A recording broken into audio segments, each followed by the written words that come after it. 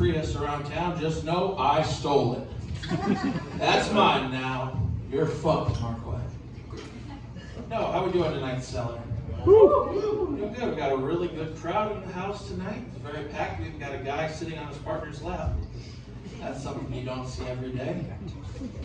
I will say, if I was sitting on my partner, if I was sitting on a girl's lap, she would probably pop. And then that would have been a waste of $15.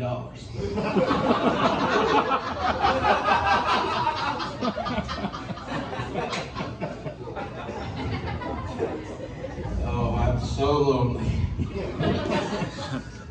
No, how many of you are following the news lately? Yeah. Just one person. One person following the news area is like, fuck that. I have better things to do. It's summertime, but no. If you haven't been following, the writer's strike entered triple digits, over 100 days. And the actors are striking with them too. And I was talking with a buddy of mine about a show we like. And I mentioned a point because one of the cast members had died. And I mentioned the point, he was like, that's literally what they're striking for right now. We kind of had a laugh about it. And then I came to the dark realization that in 2040, we are going to have U.S. President Fran Drescher. She's dead. Like, she's dead! I don't believe that's not Fran Drescher up there. No, that's a clone. That's going to be Trump's new conspiracy theory. But no, the last time the actors and the writers were both on strike, the head of the Actors Guild was Ronald Reagan. And he never did anything bad after that, did he? No, nothing bad at all. So we'll just move on to our next subject. One thing I do miss from pre-pandemic times is 24-hour stores. It was always a good time. You could go anytime, day or night. I used to work nights, so after work, I'd go to Hornbachers, because Hornbachers is open 24 hours a day. And it was nuts. They'd have like half the lights on, half the lights off, the rest would be flickering. It looked like a haunted house even in January. It's like it doesn't make any sense. Next thing you know, you're going down an aisle, all of a sudden, the employee just happens to turn the corner and you think, oh God, this is the end. I'm gonna get murdered in this Hornbachers. But I will say, the wildest thing is going to a Walmart at 1 in the morning. If Jason Aldean was really worried about what was going on in a small town, he'd have talked about that.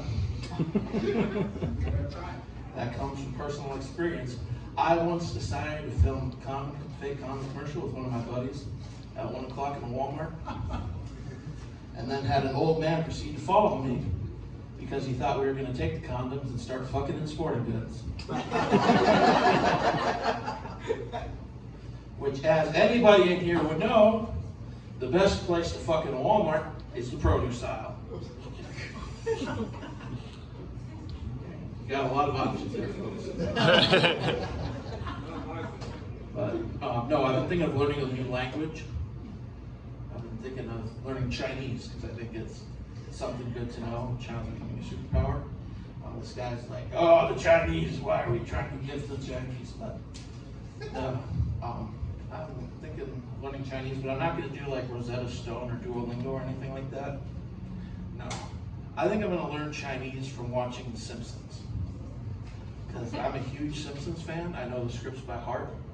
So I'm just like, oh, I can just go watch Simpsons episodes. I'll learn Chinese faster that way.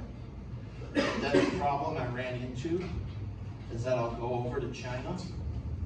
First thing I'll say to one of the Chinese people over there is, Wo yin yu bu jige, nashi bu kanungda. And then they're gonna look at me like I'm fucking retarded in 2 languages. I'm gonna end on this, since we do have such a nice crowd here, but I've noticed hardly any of the front row seats are open. Comedy shows and sex shows, I found, kind of have the same audience. You've got 90% of the people hiding in the dark, just being like, oh God, don't point me out. And then you've got that 10% who likes to sit up front and is just like, woo, let's get it going! Sir, I don't know where you got that Costco-sized bottle of lube. Please put it away. You're scaring everybody. Thank you so much.